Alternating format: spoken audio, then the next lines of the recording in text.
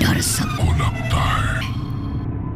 School trip, जहाँ सभी बच्चे हंसी खुशी मौज मस्ती करते हुए जा रहे थे, लेकिन आगे उनके साथ कुछ ऐसा हुआ कि वो स्कूल ट्रिप मौत की ट्रिप में बदल गई। आइए जानते हैं कि आखिर ऐसा क्या हुआ उन बच्चों के साथ। स्कूल के बच्चे ट्रिप के लिए जा रहे होते हैं। रात के समय रास्ते में बस को एक झटका लगता है, जिससे नेहा सामने बैठी एक औरत के पास आ जाती है और उसके गोद में सोए उसके बेटे का चेहरा देख लेती है, जो कि एक कंकाल था और उसके चेहरे पर कीड़े रेंग रहे थे। दिल्ली के स्कूल से नैनीताल के लिए एक स्कूल ट्रिप पर जा रहा होता है, जिसमें सभी बच्चे हंसते नाचते जा रहे थे।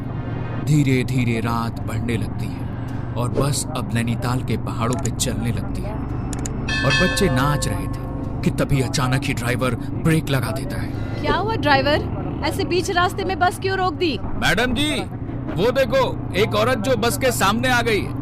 मदद जी, मेरी मदद करो। मेरा घर ऊपर पहाड़ी की तरफ है और रात काफी हो गई है। मुझे भी बस में बिठा लो, मेरा बच्चा काफी छोटा है, मदद करो मेरी। टीचर बाकी सभी टीचर से बात करके उस औरत को बस में बिठा लेती है। उसी बस में नेहा अपनी दोस्त पूजा और उसके भाई रोहन के साथ इस ट्रिप पे आई थी। नेहा थोड़ी देर पहले तक नाच और खेल रही थी, लेकिन उस औरत के आते ही उसको कुछ अजीब सा लगने लगता है। लेकिन उस पर ध्यान न देकर नेहा वापस से खेलने कूदने लगती है। तभी बस को एक झटका लगता है, जिससे औरत ने अपने बच्चे को जिस कपड़े से ढका हुआ होता है वो खुल जाता है और नेहा वहीं पास में खड़ी थी, तो वो बच्चे को देखने की इच्छा से औरत के पास जाती है और बच्चे के चेहरे को देखते ही जोरों से चीखने लगती है। क्या हुआ नेहा?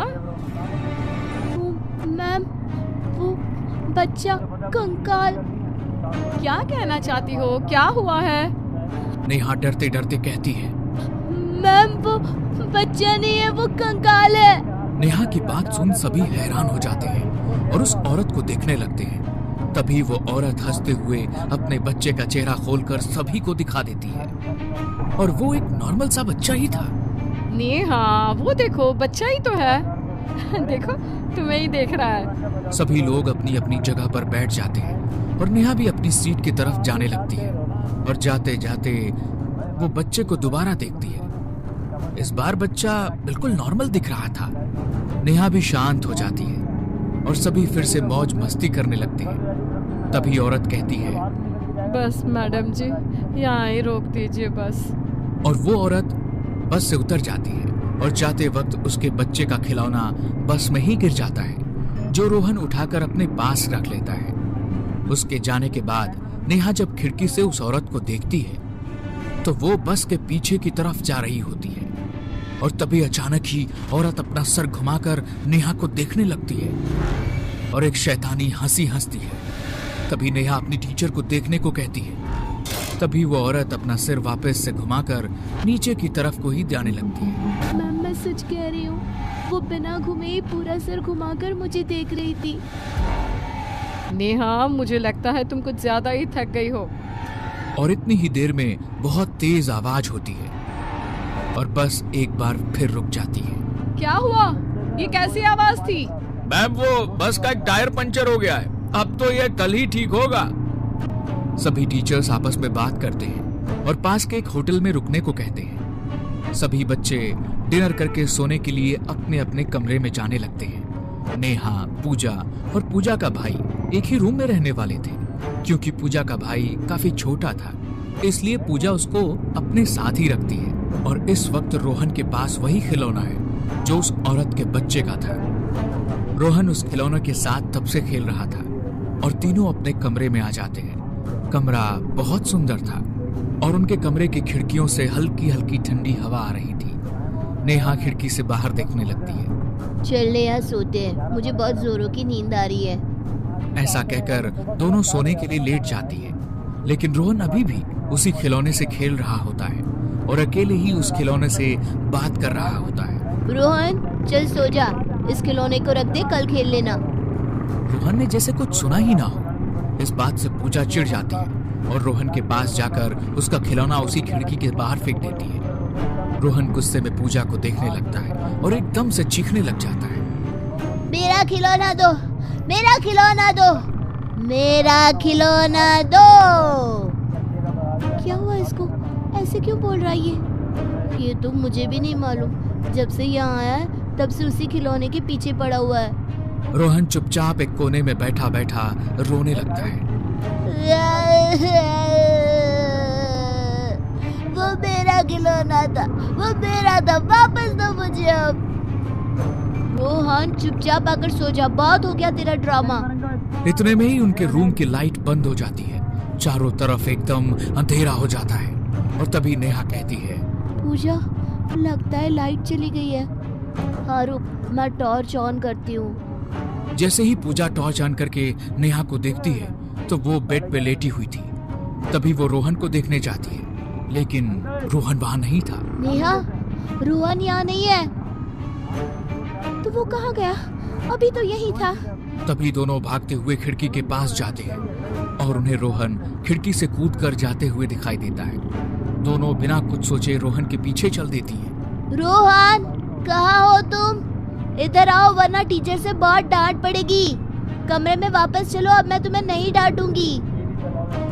रोहन ने पहले तो ऐसा कभी नहीं किया, अचानक ऐसा क्या हो गया उसको?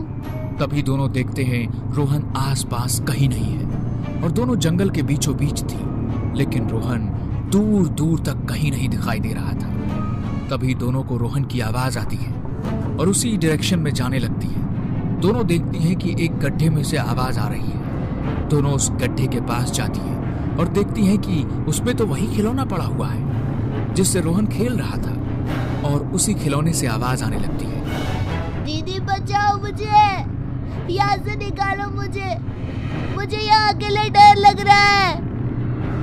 ये तो वही खिलौना है ना, उस औरत के बच्चे के पास था।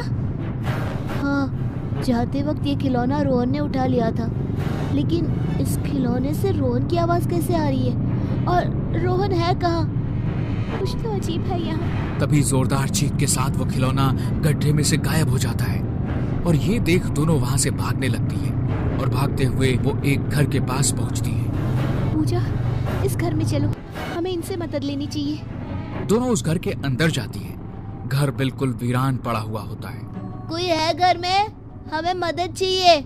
तभी उस घर में से वही औरत निकल कर आती है। क्या मदद चाहिए बच्चों? तुम यहाँ? हाँ, ये मेरा घर है। बोलो क्या चाहिए तुम्हें?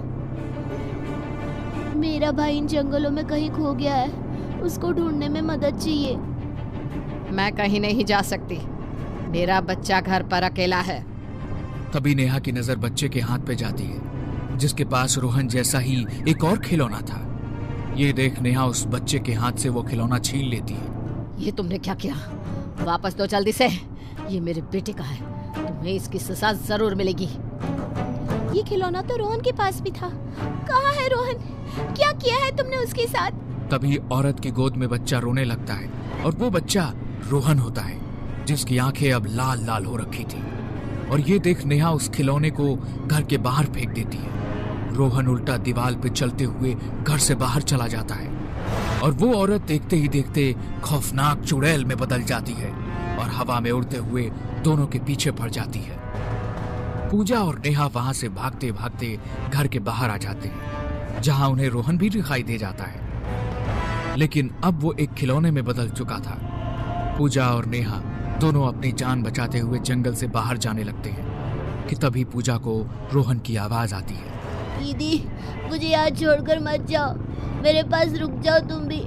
देखो ना मुझे कितनी चोट लगी है, मुझे बहुत दर्द हो रहा है दीदी। पूजा, वो रोहन नहीं है, मत जाओ आगे, वो तुम्हें भी मार देगी। वो चुड़ैल है, रोहन को उसने पहले ही मार दिया है, अब वो तुम्हें भी मार देगी। मत जाओ उसके पास। नहीं, वो रोहन है, मुझे बुला रहा है, मुझे उसके पास जाना है। वो देखो, वो रोहन है, उसको कितनी चोट लगी है।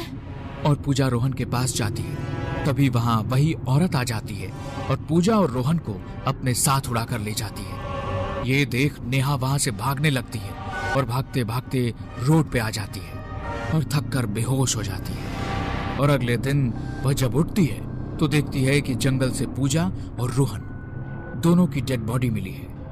किसी को मालूम नहीं होता कि आखिर दोनों के साथ क्या हुआ था। तभी उस गांव का एक आदमी कहता है कि यहाँ जंगल में एक औरत अपने बेटे के साथ रहा करती थी और एक दिन होटल बनाने के लिए कुछ लोग उसकी जमीन को कब्जे में करने के लिए गए और उसके मना करने पर उसके बेटे और उसको पहाड़ से फेंक कर मार दिया था। तब से उसकी आत्मा यहाँ पर आने वाले बच्चों को मार देती है और अपने साथ ले जाती है। अगर इस बारे में पहले पता होता तो शायद स्कूल वाले ट्रिप लेकर यहाँ नहीं आते और ना ही पूजा और रोहन की जान जाती। तभी नेहा देखती है रोहन का खिलौना उसकी लाश के पास है और उसकी आंखें चमक रही हैं।